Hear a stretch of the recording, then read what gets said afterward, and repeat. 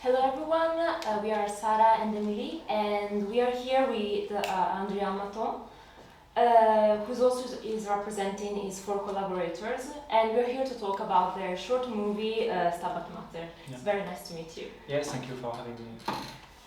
Since, as I just said, this was an effort, the result of an effort of a group working together, we were wondering how was it to work with other students, and which were the difficulties you faced when working on this project?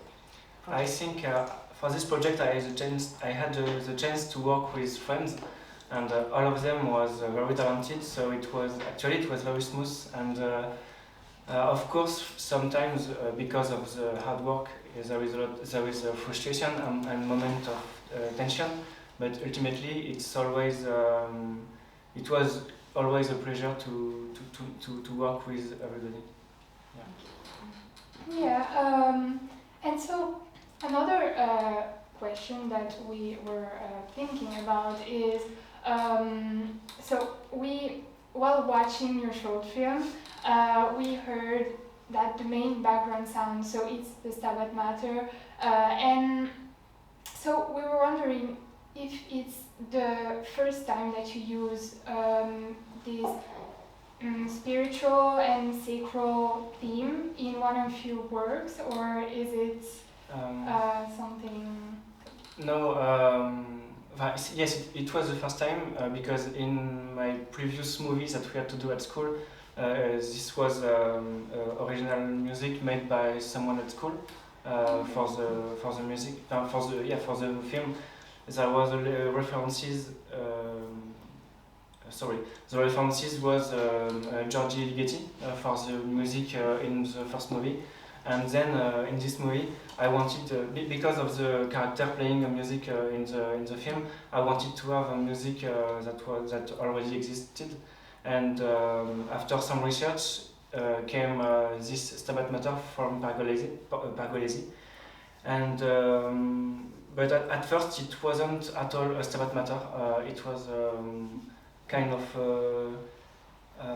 happy accident because I was listening to Radio Classique with my mother, and this Stabat Mater came to was playing, and I was like, okay, this is the song I need for my movie, and then. Thank you. Thank you. As you just said, the music is one of the major aspects of the short film, since there's also no dialogue. But we were also wanted to ask which were the other inspirations, like literary, cultural, artistic inspiration behind the short film, and also specifically, why did you choose these two characters, the one of the creator and the creation, to communicate your message?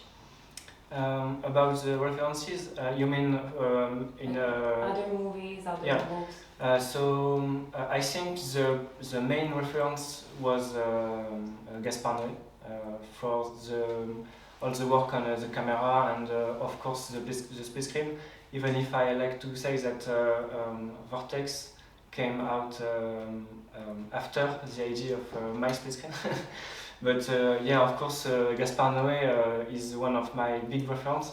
Also, there was the stop motion director Robert Morgan, who has this kind of dirty backgrounds and flesh-like characters that inspired a lot. Also, some cineasts such as Andrei Tarkovsky. For his work on the long time in the movies, and the way he achieved to show time passing just by showing like all the sets, all background, and also still shots. I mean, also, of course, all the clair-obscur picture universe, because of the lighting we have in the movie. Of course, it's a lot of this, or a lot of clair-obscur. So yeah, I guess there is a lot of references, but these are the main, I guess. Thank you. Nice. Nice. the last Yeah. Maybe I will ask the last question. So we thought about the origin of the story of the Stabat Mater. So a mother mourning the death of her child, and so we wondered, why did you choose to do the reverse thing, a child mourning the death of parents? Actually, because this movie is based on true story. No, it's not like what happens in the movies. There is no suicide in my life, but I think the movie came out at a moment where I've got a lot of anger and confusion about the death of my father, and I wasn't able to understand why he wouldn't fight as much as I wanted to, and so it was a lot about exorcising this anger and showing both perspective of the one who is living, the one who decided to live, and the one who is left behind, maybe unfinished, such as a child after the father's death. And that's why I see, because I forgot your second part of the question, but that's also why it is a creator and this creation.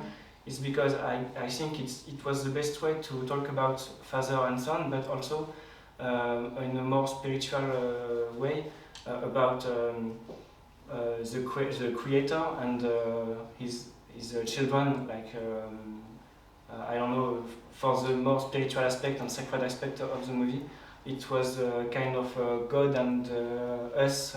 We are maybe left behind by God, or I don't know. I'm not a very religious person, but it was a kind of research. Okay. Thank you. Thank you so much. Thank you. But thank you so much for coming here in Venice and for answering our question. And yeah, thank you again. Thank you.